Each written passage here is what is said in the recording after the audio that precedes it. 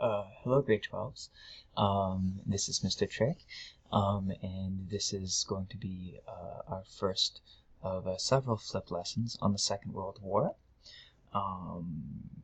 This is a very interesting and important unit. We're still feeling the consequences, I would say, of the Second World War, even to this very day. So I hope you find this entire unit interesting, including this first lesson, which will be on the rise of National Socialism or Nazism in Germany. Okay, so that is going to be our main topic for today. So this is our first unit on the Second World War. Okay, so let's begin. Okay, so first of all, the first thing to take note of is that political radicalism in Europe was not just a German thing. When we think of fascism or Stalinism, well, I mean, especially when we hear dictatorship or fascism, we think principally of Hitler. And with good reason. However, it's important to realize that German Nazism did not just develop in a vacuum, right? The movement towards political radicalism was actually quite widespread in Europe after World War I. This became the norm, right? You see here. In this slide, for example, you see Vladimir Lenin and Joseph Stalin, his successor, who were both leaders of the Soviet Union in the Communist Revolution in Russia. Right? Then you see there on the right Benito Mussolini, the first modern fascist, we can say. His fascist dictatorship long preceded Hitler's, okay, by at least 10 years. And then you see also the fascist dictator of Spain, General Francisco Franco. Okay, so this was very common all over continental Europe. It seemed that after World War I, the old way of doing politics had failed, and people were attracted to the extremes for different reasons. Okay, so it's important to realize that Germany was not simply in a vacuum. It's also interesting to note how you have communism on the far left and fascism on the far right, but they often end up almost making a circle and meeting each other because they both often result in totalitarianism. Okay, and the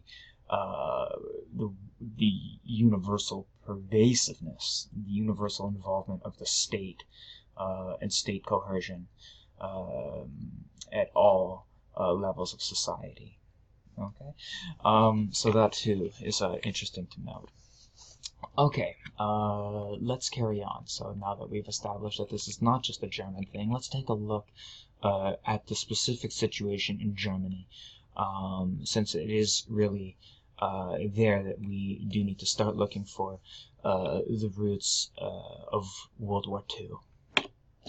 Okay, so let's take a look at the economic, the political, and the social situation of post-World War I Germany. After the First World War, as you might remember in our unit from World War I, the Weimar Republic was officially founded in Germany, taking over from the time of the German Kaiser, who abdicated, that is, he left his throne and went into hiding in the Netherlands. Okay, so the Weimar Republic was officially founded on August 11th, 1919, and this was a time in Germany of enormous economic, political, and social crisis. Okay, Germany's economic situation was completely desperate for many reasons, because of the enormous war debts they had racked up trying to finance the First World War, the loss of territories and resources in those territories, especially to countries in the East, such as the newly refounded Poland, okay, and also the quite harsh reparations payments they were forced to make in the Treaty of Versailles, which I'm sure you remember from our unit ending the First World War. Okay, so Germany had a lot of economic pressures going on here, not to mention just lots of ruined infrastructure and no capital, right, because of the ruin trying to fund the war had left them in. This economic desperation led to a very famous, well-known period of hyperinflation in Germany. And you might be wondering, what is hyperinflation? Well, this period in the Weimar Republic offers us a good example. In order to pay these debts that the German government owed, both for reparations and payments, and also loans they had taken out to fund the war, the government simply kept printing more money, right? And this caused severe inflation. Okay, so what inflation means is, and hyperinflation especially, is that the value of money really becomes less and less, so that objects, even small objects, begin costing way more money because the actual value of that money is not so strong, right? So, for example, a loaf of bread at this time in 1919 in Germany was about 1 mark, okay, 1 German mark, which was less than $1 at the time, okay. But by 1923, that same loaf of bread had cost 100 billion marks, okay. It's pretty hard to imagine, but literally the currency was losing value almost hourly. Okay, you see there in the picture, I think for 50 million marks, a bill for 50 million marks. Okay, that would not even have gone so far as to buy a loaf of bread by 1923. Okay, so the value of money was just completely useless. You'll see in different books people using these different marks, German money, German paper money, as writing paper, as wallpaper. You'll see a very famous picture of a German person wheelbarrowing a bucket load of money just to the grocery store just to buy a loaf of bread, because that's how much he needed a wheelbarrow to put all the money in just for a loaf of bread. And so this was a disaster, right? This is a disaster when this happened. And Germany announced by 1923, that it could no longer repay its reparations payments to the Allies, to France, Belgium, Britain, and the United States. So in response, France and Belgium sent troops to occupy the industrial area of Germany, the Ruhr Valley. And this arguably and frankly made matters worse, at least arguably made matters worse, both socially and economically. It was humiliating to have French and Belgian troops just camping out on German soil. And economically, it was also bad because it led to a lot of strikes, and which was counterproductive to productivity and trying to kickstart the economy again. Right, so this led to a lot of turbulence. Okay, so the United States quickly realized that this situation was completely untenable, and the Dawes Plan was put in place to try to alleviate the financial woes of the Weimar Republic. The idea was that U.S. banks would lend money to German banks in order to help Germany pay back the reparations that they owed. Okay, and the idea was that German assets would be held in collateral, okay, to pay back, to fund these loans from the United States banks. The plan also put an end to the French and Belgian occupation of the Ruhr Valley, which was important, again, both for social and economic reasons. The plan did stabilize Germany's economy in the short term, but unfortunately, the worldwide economic crash of 1929, the Great Depression, which we've discussed a little bit, sent Germany's economy back into complete disarray. And in fact, Germany suffered even more because now it was so tied to U.S. financial institutions. When those institutions tanked, the German economy felt it even worse than the other European countries. So short-term stabilization, but when the Great Depression hit in 1929, it brought back renewed disaster for Germany. So we need to think, when we're thinking about the rise of political extremism, one thing to note is that this often happens in times of economic turbulence. And a good question that I want you to be thinking about and reflecting upon is why that might be. Okay, so let's get into a little more discussion around political and social instability.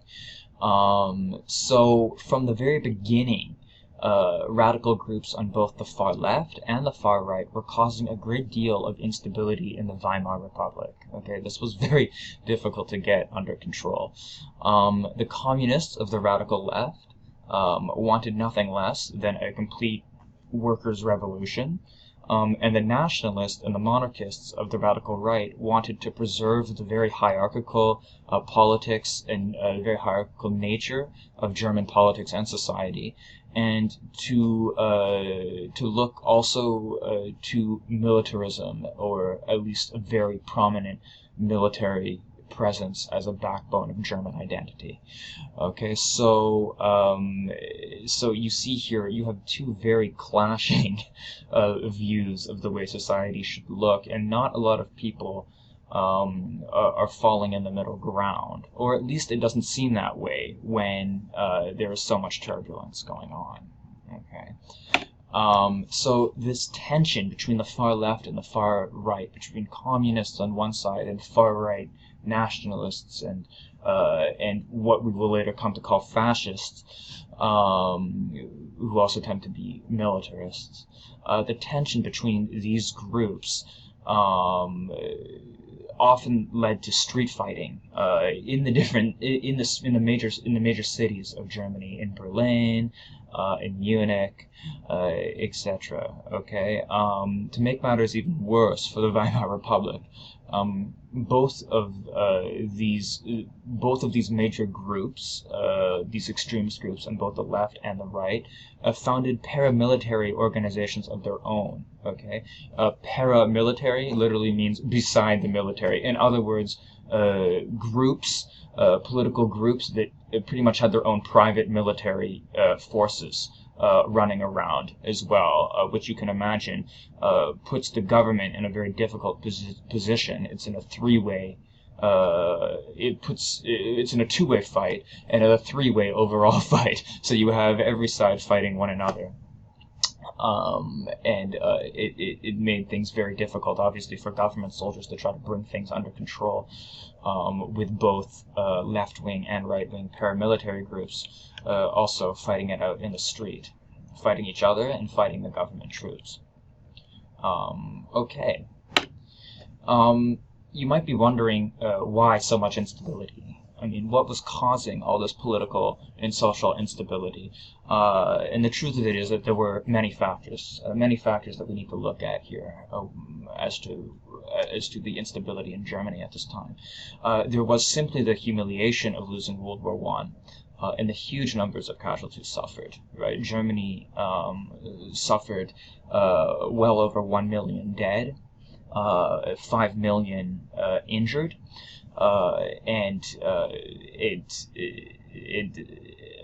many more issues from the war. Starvation. Okay, there was a blockade on Germany for a very long time, so issues of starvation and malnutrition it had just caused a huge number of health problems as well.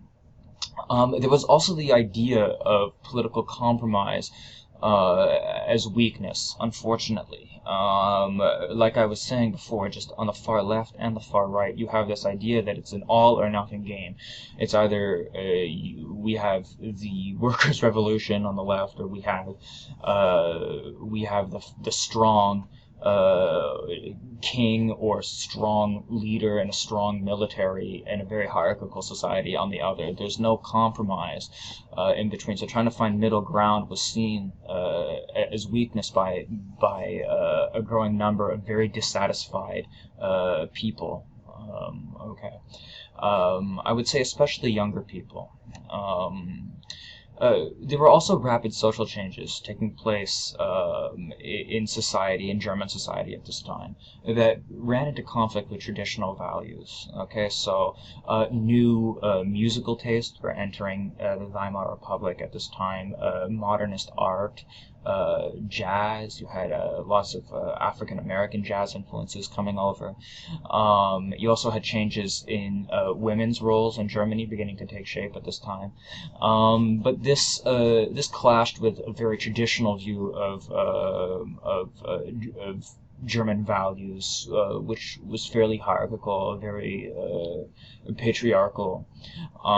So you can see that would cause a lot of tension as well. But above all, I'd say underlying all of this, in my opinion, it was the terrible state of the economy that led to such instability. It's never the economy alone, but when the economy is in such a terrible state, it generally tends to make all those other factors even worse, right? And tends to emphasize and bring out the sort of negative energy of all those other problems, right? However, I want you to keep in mind that this is just that by no means what I'm lecturing here. By no means, I have no claim to objective truth here, right? So what I'm teaching, I don't want you to accept purely for objective truth. My hope is that, and indeed what I'm going to have you doing, is doing a lot of your own research on these things and coming to conclusions together as a class as well, right? Which is what we're going to be doing, a lot of class discussion in class, hence why I'm giving the lecture now. Okay. Okay, so that was just a brief aside there. Please forgive me. One of my major thoughts that I want you to consider is that economic, political, and social factors are all related. And I would love to see what you think of this. So take note of this and reflect on this and let me know what you think about this in class. But in my opinion, from what I have seen studying history, economic, political, and social factors all seem to influence one another in a society, right? An economy shapes culture and politics, and in the same way, culture and politics shape the economy. When economic disarray is coupled with widespread social dissatisfaction and a lack of harmony in society, the resulting situation can become quite ugly. And how ugly often depends on a lot of other factors. But Nazi Germany is an example of just how ugly things can become, and very quickly, too. Okay, so just reflect on that and why that might be. Okay, so now that we've laid the background and the context that the Nazi Party emerged from, let's take a look at the rise of Hitler and the Nazi Party. We can truly say, I think it's safe to say, some may disagree, but I do think it's safe to say that Hitler is one of those people wherein if it had not been for him, this whole movement might not have ever taken shape. He is truly somebody who made a difference for the worst, right? In the most terrible way. Right, which is incredibly sad when you think of it. But it is truly an example in history of the individual person who was able to shape larger forces and move history in a certain direction, in this case in a very bad direction. Of course, it's never just one person alone, but without this person, arguably it would not have taken place, at least in quite the same way as it did. Okay. That in itself is an interesting thing to consider, and it is debatable, but it is something that, in my opinion, that is true for Hitler. Anyway, let's take a look, a little bit of a deeper look at Hitler here. So Adolf Hitler was born in Austria, firstly, okay, which is not Germany. It's a separate country, okay, so take note of that. He was born in Austria in 1889. In Austria, they also speak German, and so as a young man, Hitler immigrated to southern Germany, to Bavaria, where he was an artist, and not a very bad one, I must say, but he was not very successful. I think this really made him bitter. He was a young man looking for meaning in his life, and I think a lot of us can relate to that, actually, and we can relate to the disappointments we experience when we have a passion and it doesn't seem to be working out. Needless to say, World War I came around, and he joined it with great enthusiasm. He took very quickly to extreme nationalism and militarism, and thus was severely bitter and ashamed at Germany's loss of the First World War. He thought that this was something terrible, and for him the experience of war did not turn him off the idea of war, but rather made him more rabid and more I guess we can say more more enthusiastic, I guess is the word, for conflict and for war as some kind of means of strength and growth. Okay, of course this is a very dangerous ideology, highly militaristic, but it's something that he was already experiencing right after the First World War. We see that in 1919, just the year after the war ended, Hitler joined the far-right nationalist and anti-Semitic party known as the DAP, or the DAP. Okay, in 1920, the DAP changed their name to the NSDAP. That's an acronym which in English renders the National Socialist German Workers' Party. Okay, this party was a party that started as being anti-capitalist as well as anti-Marxist or anti-communist, as well as being anti-democratic. Okay, so it was and very anti-Semitic as well. Okay, so it was kind of it grew out of that mold and took on a more pro-business attitude later on, but we'll talk about that more later. Anyway, if you're ever wondering what Nazi, where we get this term comes from, it comes from shortening National Socialist German Workers' Party. We just shorten it down to Nazi. Okay. Hitler quickly rose to prominence in the party. Right. He was arrested in 1924 for an attempted coup against the Weimar Republic, where he tried to overthrow the Weimar Republic and install himself as dictator, much like Mussolini had successfully done in Italy just a couple of years earlier. But this coup was quite laughable and failed miserably. He was charged with high treason. He got a 5-year prison sentence, which was the lightest sentence for such a serious crime. And of that, he only served 8 months. So he only served 8 months of a 5-year sentence. It's interesting to note that the judiciary at this time in Germany, as well as many politicians and especially military leaders and police officers, were more inclined to show leniency and tolerance for far right-wing activity than for far left-wing activity. So a communist would have the book thrown at him for a similar action. But Hitler was from the far right, so he was looked upon more favorably in the judiciary, in certain sections of the judiciary, and certainly in the military and the police. So his prison sentence was actually quite light. Um, Nevertheless, while he was in prison, a very comfortable prison, I should add, he wrote Mein Kampf, which translates as My Struggle, where he outlined his major political goals. And these were goals that he brought to fruition very scarily during the Second World War, or that he tried to bring to fruition anyway, which was frightening and horrifying enough.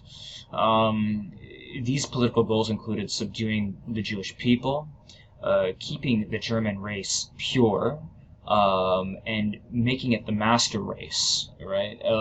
In fact, as well as theory, because for Hitler, in theory, the Germanic race, the Nordic race, as he would put it, are already the master race, or the Aryan race, he would call them, as the master race. He saw the Slavic people to the east as an inferior race, as well as the Jews. And so a big part of his program was what we call in German Lebensraum, or living space. The idea that Germany could go and invade a territory in Eastern Europe, a huge section of territory in Poland, Ukraine, parts of Russia, clear that area out of Slavic people, or make them slaves, and populate this area with the superior Germanic race. Okay, as you can see, this stuff is quite shocking and horrifying. But many people, well, at least many people signed on to different elements of this. And in fact, the Lebensraum idea, the living space idea, had been propagated, had been supported, that is to say, by several German military and political leaders even before World War I. So Hitler was it was not an original idea of Hitler's. He was just expanding on it. So yes, so that's also important and interesting to think about. The book Mein Kampf was thus clearly full of anti-Semitic, nationalist, racist, and militaristic language. And after his release from prison, Hitler opted to pursue power by democratic means. Ironically, we can say, because he hated democracy. But in order to become dictator, he realized he was going to have to put a legal facade to it. He was not going to be able to overthrow the Weimar Republic in a coup. He would need to do it by other means, and this is exactly what he did. Okay. One of the reasons why Hitler was so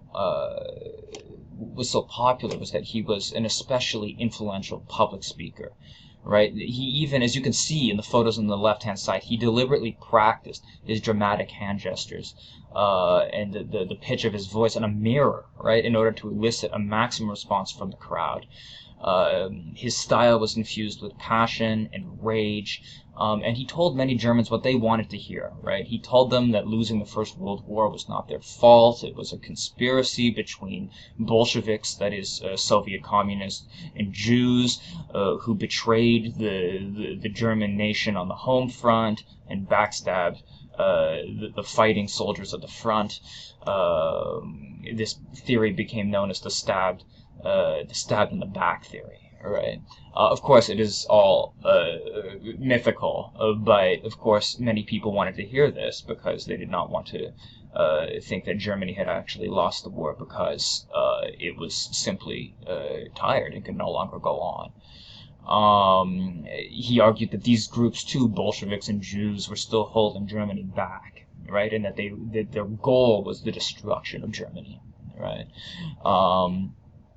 And in a time of great economic uncertainty and social disarray, national humiliation over Germany's loss in World War I, Hitler was able to make the case for a strong leader who would restore Germany to greatness and purge it of all its enemies, right? So Hitler's vision was based on preserving German racial purity and emphasizing martial, that is to say, militaristic values as the bedrock of society. Different elements of this, I should add, meshed with different sections of German society, but it is important to note that not every German, or even a majority of them, held such extreme views in every case. It's just that they did have, different German people would have maybe different proclivities to, different tendencies towards a certain anti-Semitism, for example, which was very common in society, not only in Germany, but across Europe at this time.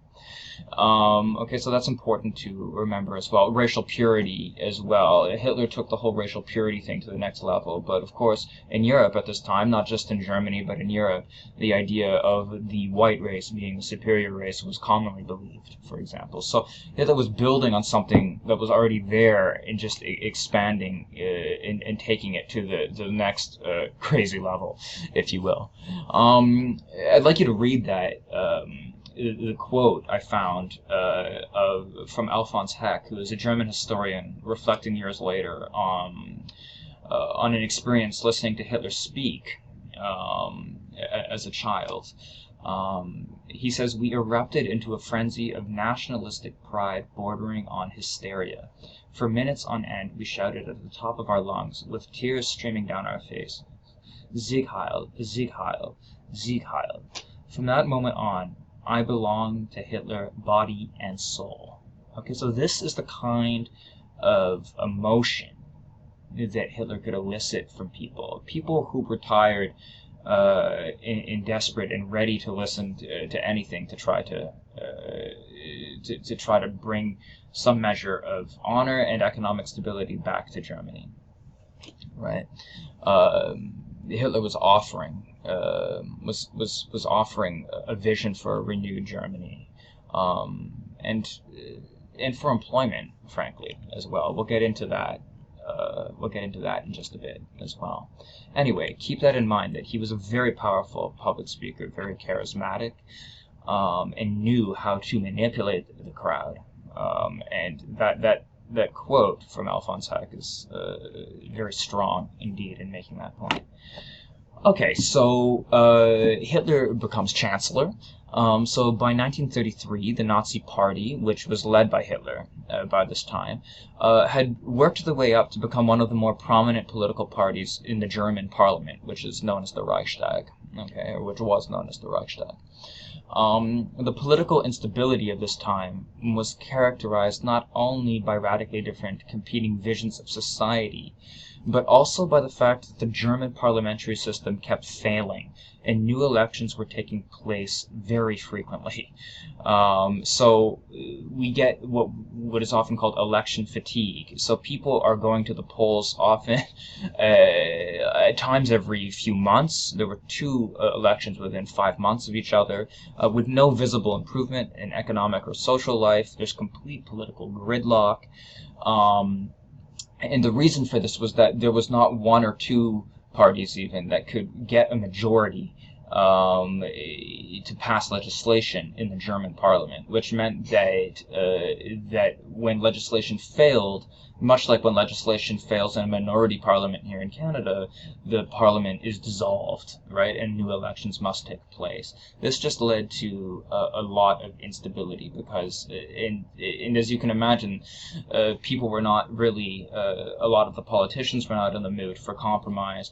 And even if they were, the ones that wanted compromise could not find enough fellow MPs to reach out to, right? There was always a minority. They could not, the major parties, the Communist Party, the Socialist, Democratic Party, the Center Party, and the right-wing parties, including the Nazis, none of them held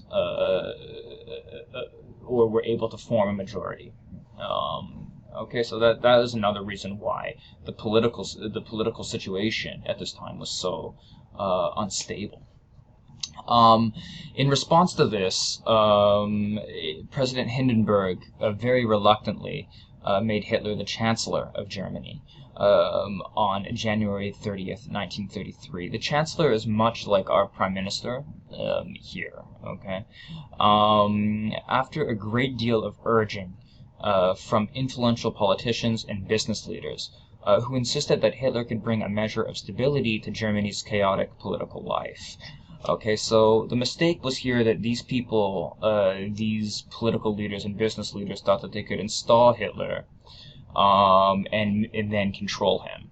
But that was the mistake they made. They quickly lost control of him, and he was able to quickly do away with them and carry on in his ambition. Okay. So you see here a picture of Hitler shaking hands with Paul von Hindenburg, who was the president of Germany at this time. So at the time we had the president and the chancellor, and the president was the one who appointed the chancellor. Okay, the chancellor is the leader of the government. The president is the leader of the country. Okay, and the head of the military. So they have different constitutional roles. Hindenburg himself was a military officer and a leading German general in World War I. He was, in his politics, very conservative, nationalist, and a monarchist, but he was respected by many Germans across the political spectrum for his political service. And he had served as president before as well in the 1920s. What an interesting fact here is that even long before Hitler, Hindenburg had also been a supporter of that notion of Lebensraum, very racist and militaristic idea of pushing Slavic people out of Poland and Russia and the Czech Republic to make space for the master race. Okay, so you can see that those kind of ideas were lingering around in a lot of German conservative and militarist thought at the time. It wasn't just Hitler's idea. Needless to say, Hindenburg deeply mistrusted Hitler and thought that he was very politically ambitious, and that they would, and that he was himself was too much of an unstable figure for government. But at the urging of many people, including Hindenburg's own son, Hindenburg reluctantly appointed Hitler as chancellor. We have then the Reichstag fire decree, and the election of March 6, 1933.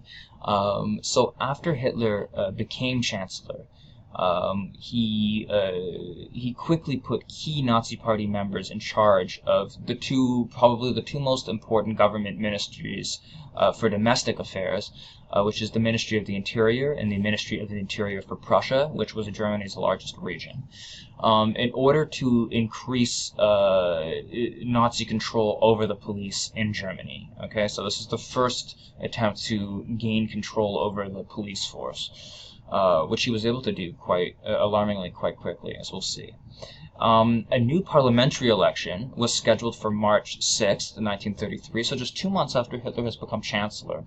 But just days before, on February 27th, the Reichstag building was burned down, and a Dutch communist man, a young man, was found near the site and was quickly accused of being the culprit. Of course, there's still a debate to this day whether the Nazis themselves set the fire and blamed it on him, or whether this man actually did set the fire. Most historians agree that he actually did, and that this was just a stroke of quote-unquote good luck for the Nazis, since they were able to exploit this to the maximum. So Hitler took this opportunity to pressure Hindenburg to pass the infamous Reichstag fire decree, suspending basic constitutional rights and allowing for detention without trial. Okay, so this suspends the Constitution, allows for detention without trial, and the Communist Party was also suppressed, suspended, many members arrested. The March 6th election, which still went ahead despite all this madness, gave the Nazi Party 43.9% of the overall vote, which is quite an alarmingly high number, but still, For the last free democratic election the Nazis would participate in, and free I use loosely since they had a lot of thugs at the different polling stations, etc. But technically it was fairly free and fair. It's important to note that at this time, even they did not even have 50% of support yet. Right, still 50% of the German population was not on board, right, with what Hitler and the Nazi Party was peddling. Needless to say, Hitler was able to form a coalition government with another far right-wing party, which gave the two parties a large influence in the parliament. Okay, but still not an absolute majority, the majority that Hitler desperately wanted. So in order to achieve an absolute majority in parliament and in governing, Hitler presented the Enabling Act to the Reichstag. So the Enabling Act was a law that gave Hitler and his cabinet full legislative control for 4 years. Okay, and when I say full legislative control, I mean that he was able to rule by decree without needing anything to be passed by the parliament. It also allowed the chancellor to bypass almost every constitutional right and provision. Okay, so the Enabling Act, being a very serious thing, required a 2/3 majority to pass in the parliament. So Hitler made use of the Reichstag fire decree to ensure that many opposition members of parliament would not be able to be present for the vote. And on March 23rd, 1933, the newly elected Reichstag did pass the decree, with many deputies absent who were not allowed to be there, but the remaining parties, including the Center Party, the moderate party, did support the decree, making Germany into a de facto dictatorship at this time. On August 2nd, 1934, President Hindenburg died, and the office of president was then fused with that of chancellor, making Hitler the Führer und Reichskanzler, the leader and chancellor of the Reich. This actually was an illegal move. Constitutionally, it was impossible for the chancellor to meddle in the affairs of the president or to fuse the two offices together. But at this point, as we already had a de facto, that is, in fact, if not in law, a dictatorship going on, then nobody dared point that out, right? And so the last legal opportunity to challenge Hitler was missed there, and Hitler, unchallenged, fused the two offices together, and he was now both the leader and the chancellor of the German nation, the German Reich, as it was known. And at this point, all remaining political parties were banned, one by one. Germany became a one-party state, and the Nazi Party wasted absolutely no time trying to insert itself into every aspect of national life. Okay, all trade unions were shut down, and the first concentration camps were opened. Hitler had, and we're going to talk about concentration camps in just a second. So, as you can see, Hitler had succeeded in manipulating the law and many of Germany's citizens into becoming the sole leader of Germany. So he had accomplished his goal of by the legal facade, by doing things in a technically legal way. He had made himself ruler, which he said he would try to do after his failed coup in 1924. So frighteningly, he did manage to do this. So we're going to take a little bit, the last part of this lecture, and I know it's been long now, so please do bear with me. But the very last part, I want to take a look at what life was actually like in Hitler's Third Reich, as it came to be called. Okay, you might be wondering why Third Reich, because there were two Reichs, or that means kingdoms. Before, there was the Holy Roman Empire from long ago, from about 900 AD, which lasted all the way to 1806, and then the Second Reich was the monarchy from 1870 to 1918, and Hitler used the term Third Reich to give his regime legitimacy that he was founding. This was a new era. a new and most exciting era for Germany.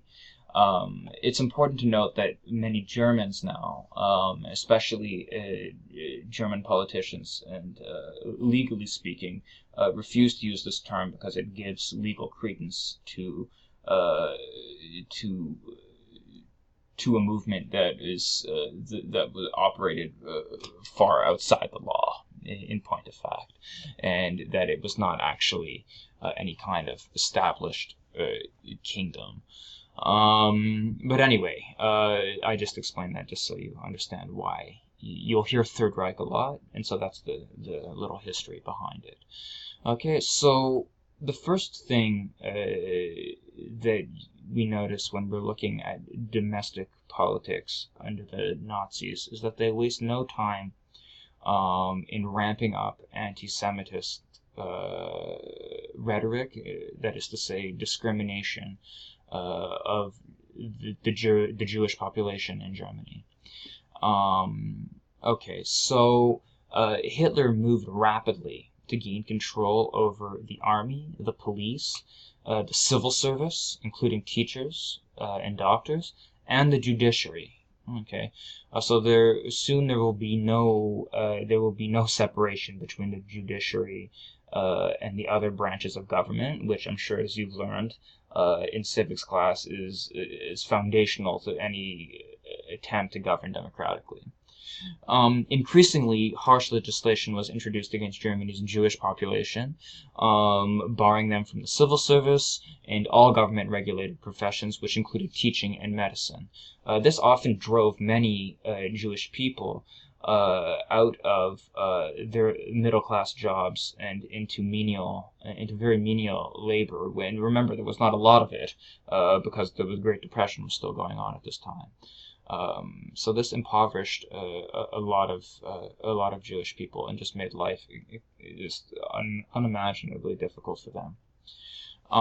This discrimination against the Jewish people in Germany culminated in the Nuremberg Laws of 1935, which took away all their basic rights and declared them to be racially inferior and essentially an enemy of the German master race.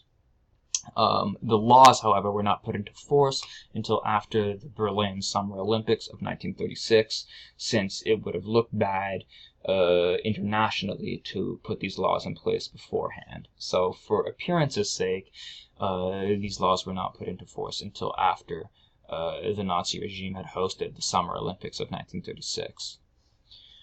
Okay. You see here a chart. This is all pseudo-scientific rubbish, but was taken very seriously by the regime at the time. This is a chart issued by the Nazis as part of the Nuremberg Laws, okay, to chart the different bloodlines and how racially pure you and your family might be. So even those with some Jewish blood, say their great-grandmother on one side was Jewish, they might have been barred or ineligible for certain high-ranking positions in the new German Reich. Okay, so the idea of racial purity was a huge part of the National Socialist agenda. Okay, all of this discrimination and anti-Semitism led to what is known as Kristallnacht in German, which means crystal night, literally. In English, we often call this the night of broken glass. So on the night of November 9th through to November 10th, 1938, there was mass rioting by Nazi stormtroopers, the paramilitary groups, and civilians who went around vandalizing and destroying Jewish homes, shops, and synagogues throughout Germany. The riots were organized by Joseph Goebbels, who was Hitler's propaganda minister, and they were organized in retaliation for the shooting of the German ambassador to France by a young Jewish man living in Paris at the time, who was disgusted by how his family was being treated by the German authorities.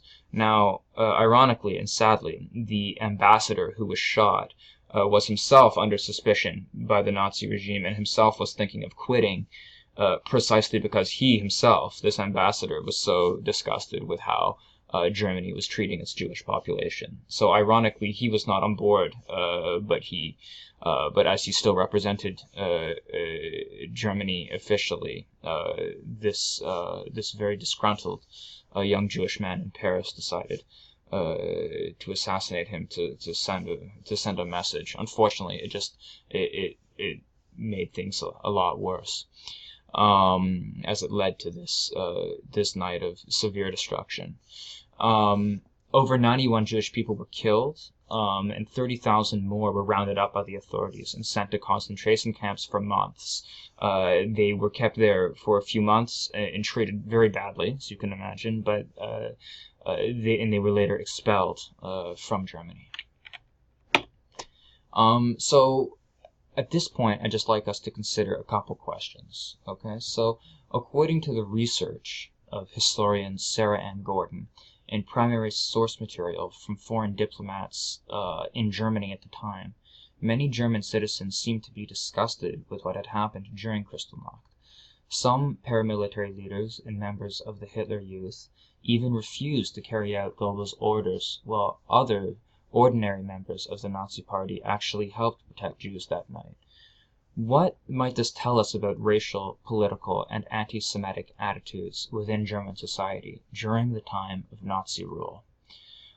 This is a very interesting question to reflect upon. So I'd like you to do just that, to reflect upon it and come prepared to discuss it in class. Okay, so reflect upon it, take some notes on it if you'd like, and come prepared to discuss it in class. Why might this be the case? And what does this tell us about the racial, political, and anti-Semitic attitudes within German society at this high point of Nazi rule in 1938? The second question to consider is that Kristallnacht is often considered a turning point in the way Nazi Germany would go on to treat the Jewish people.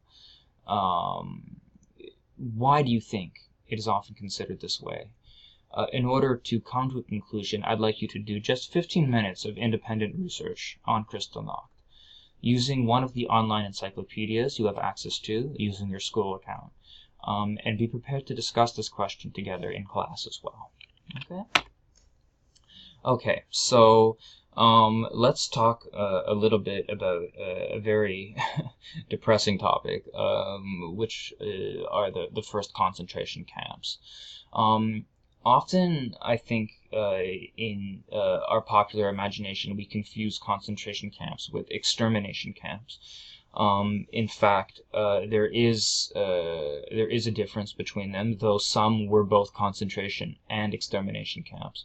But Germany operated no extermination camps per se until after 1941, I believe. So until 2.5 years after the war had begun. The early concentration camps were set up as a place to keep political prisoners, as well as those considered work shy or asocial, those who were considered lazy, didn't want to work, and who were therefore considered dangerous to society. Okay, so the first people sent to the concentration camps under the Nazis were communists, trade unionists, and Christian church leaders, many pastors and Catholic priests especially, who were opposed to the Nazi regime. And as I was saying, there were many people deemed work shy or asocial who were also sent there. In the later 1930s, as we saw with the Kristallnacht, German Jews were also sent to concentration camps in increasingly large numbers. Now, most people who went to these concentration camps, many of them would receive what the Nazis would call a political re-education, attempting to indoctrinate them with Nazi ideology, and if that didn't work, at the very least to terrify them enough through their horrible experiences there to lose the will to offer any political resistance in the future. And this did work, and in fact these concentration camps were highly publicized. They were well known about actually, quite early on. By 1934 and 1935, they were publicized in the newspapers, which were controlled by the Nazis at this point, and many people in the public knew about them. And this was deliberate. Had the deliberate effect of discouraging people from opposing publicly the different policies of the Nazi regime, right? So it acted. It was a tactic of fear, right? And it was set up not only for those that were already in there, but to scare people from even thinking about political opposition to National Socialism. Okay. The conditions were harsh. Just because they weren't extermination camps doesn't mean that the conditions weren't harsh. They were very harsh.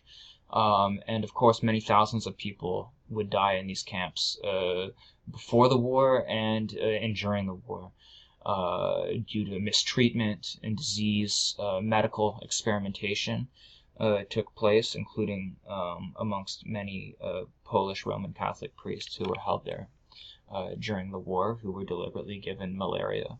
So these were horrible places. You see the front gate a picture of it there at the Dachau concentration camp. And it says, the translation, work makes you free. In German, Arbeit macht frei. And this was a very common phrase that was posted on the gates of different Nazi concentration and extermination camps. The very famous gate at Auschwitz extermination camp in Poland is still standing there. It's preserved there, and you can, if you go there, you can still see it today. Okay, so let's take a look at briefly some of Hitler's cultural policies, namely, in short, Hitler sought to have cultural life completely reflect and completely assimilated into Nazi values, right, of anti-Semitism, of German racial superiority, and very strident militarism. Joseph Goebbels was his minister of public enlightenment, quote unquote, and propaganda, and he directed his energies into making sure Nazi ideology worked itself into every kind of cultural medium, okay, into music, into the visual arts, into movies and the radio. Artists that did not fit this mold were often certainly shut down and harassed, sometimes sent to concentration camps, and forced. And many immigrated and left the country. Press freedom, of course, was also entirely eroded, and the press became entirely controlled by the Nazi Party. Joseph Goebbels was a master manipulator of the crowds, and was in a very scary way the quote unquote perfect propaganda minister for Hitler. He was able to do this, to spread Nazi propaganda and shut down everything that opposed it so effectively in so many ways, though not entirely effectively and not all the time, but how effective he actually turned out to be is quite frightening. Okay, Hitler's economic policies. This is important because I would argue that the main reason why Hitler got a kick at the can, why the German people even put up with him in the first place, and why they were willing to overlook a lot and give away so many of even their own constitutional rights and freedoms, provisions and duties as democratic citizens, was because Hitler offered them jobs, right? He offered them a way out of economic stagnation. Of course, Hitler was doing this primarily to rearm and remilitarize the country, preparing the country for war.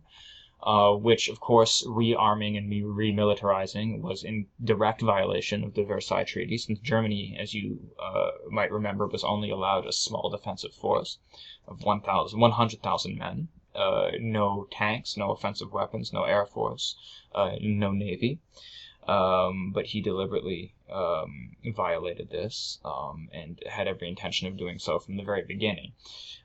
He also invested heavily in infrastructure projects of all kinds, right? Buildings and highways, such as the famous Autobahns, which are still famous in Germany to this day, right? These were large infrastructure projects that put many people to work. And many others found work in munitions factories and in the other different kinds of factories needed to produce materials that you would eventually need for a war, foodstuffs, etc. Over the course of just 3 years, unemployment fell from 6 million to just 1 million, which at the time of the Great Depression was especially impressive, right? Very impressive. From just 3 years, from 6 million to 1 million. And that, I think, is why it is easy to see why so many German people overlooked the very many negative aspects of Hitler's National Socialist state, simply because his economic policies proved so successful. So many of them had jobs and were able to support their families and put food on the table. And that, I think, raises interesting questions about even to this day in political life, people talk about how the economy is the most important thing, and it is. I mean, it is in many respects, but it is not everything, and it is not always the most important thing. At least that is something I would argue, and I would argue that it is not worth sacrificing everything else purely for the sake of a better economy. Right? There are some things not worth sacrificing for a better economy. That is something I would argue. Even to this day, many political conservatives might agree, but I digress. Hitler's social policies. Just like culturally, Hitler's main concern with when it came to social life in Germany was to reshape every aspect of German social life into the image of Nazi ideology, right? So the Hitler Youth was founded for boys, and its parallel organization, the League of German Girls, was founded for girls. They were Nazi youth organizations that grew in great number after Hitler became the leader of Germany. Of course, they grew in great number in part because you got favored and gained all sorts of little advantages if you were a part of the organization, and of course it was a good way to hide as well. If you weren't favorable to the organization, it was a good way to take suspicion off you. So for all these reasons, the numbers swelled to 5 million by I believe by 1935. In 1934, Hitler passed a law banning all other youth organizations. They were all to be subsumed into the Hitler Youth. And in 1936, attendance in the Hitler Youth became mandatory for all youth, for all boys and girls of Aryan descent, quote unquote. So all what Hitler would consider true pure-blood Germans. The overall purpose of the Hitler Youth was to indoctrinate children in Nazi ideology, of course, and this is important. One of its key goals was to break the influence of church youth organizations and Christian teaching. Church youth organizations in Germany at this time, both Protestant, Lutheran, and Catholic, were very strong, and church life was still a big part of German life at this time, and Hitler could see that there were many differences, many differences between a Christian worldview and a National Socialist one, and so he knew that he was going to have to try to find a way to break the churches, if you will, and to break and to break the hold of Christian teaching. They would do this not only by teaching anti-Christian ideas at youth gatherings, but also by making Hitler Youth mandatory and then having Hitler Youth on Sunday mornings, right? Basically doing that deliberately so that they would be at Hitler Youth instead of at church, for example. So this was definitely one of the main goals of the Hitler Youth, and I don't think that is talked about enough. So that ties into some other questions I'd like to consider. And that's this. Many people are surprised to learn that the Nazi movement was so anti-Christian and that it sought to replace Christianity with National Socialist ideology. Why do you think Nazis were so worried about church teaching? And that's my first question. And my second question is, how might church teaching undermine Nazi ideology? So what was Hitler worried about? How might church teaching undermine Nazi ideology? And lastly, why do you think that to this day so many people assume that Hitler and the Nazis had a friendly relationship with the church? To me, this is the most interesting question, because you will hear people tell you this all the time, that Hitler was a Christian, that he had a lot of support amongst Christians, etc. And of course, many Germans were nominally Christian, but Hitler himself was not a practicing Christian, and actively sought its eventual overthrow in Germany, as did many other National Socialist leaders, because they deemed it to be fundamentally incompatible, National Socialism with Christianity. So that for me is the most interesting question. Why do we assume today, why do so many people continue to assume today that Hitler and the Nazis had a friendly relationship with the church? You'll find that that is a myth you will often have to debunk in the future. So I'd like you to come to class prepared to discuss that question as well. And finally, just as matters for further reflection to end this very long lecture, and I thank you again for your patience. I hope you took a break as you were listening to this and haven't just listened to it all straight through. But anyway, for further reflection, after listening to this lesson, what questions do you have? Okay, I'd like you to come to class with at least 2 questions that are on your mind. And actually, I didn't write it down there, but if you could also come with at least 2 observations that you found interesting, or just 2 thoughts, I would really appreciate that as well. And my second point for further reflection is another question, and that's this. What factor or factors do you think most contributed to the rise of Hitler and the Nazi Party? Was it economic issues, political instability, anti-Semitism, racism, polarizing social changes, etc.? What most contributed to the rise of Hitler and the Nazi Party, in your opinion, and from the research that you are able to do? The research that you will be doing. This is a question we'll consider throughout this unit. So for the research you will be doing, even when you're doing your 15 minutes of independent research on Kristallnacht, have this question in the back of your mind. What most contributed to the rise of Hitler and the Nazi Party, in your opinion? And we'll discuss that in class, in our groups, and we'll discuss it as a class, and we'll see if that changes as the unit goes on, the different answers that we might come to. Anyway, be prepared to discuss that in class as well. Okay, and mercifully for you, that is the end of this first lesson of our unit on the rise of on World War II. This first lesson being the rise of Hitler and National Socialism. The next lesson, we're going to move on to foreign policy in the 30s and what led directly to to war breaking out amongst the different nations of Europe once again in 1939.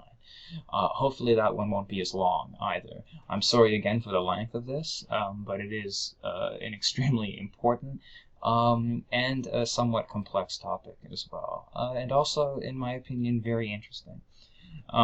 So I hope you enjoyed the lecture, and I'm sure as long as it was, you're happy that I wasn't just giving it in some sort of monotone way, standing in front of the class for an hour, so we can actually engage with this material in class. Okay, so thank you very much for your attention. Please do come ready to discuss, especially those questions throughout the lesson that I was asking.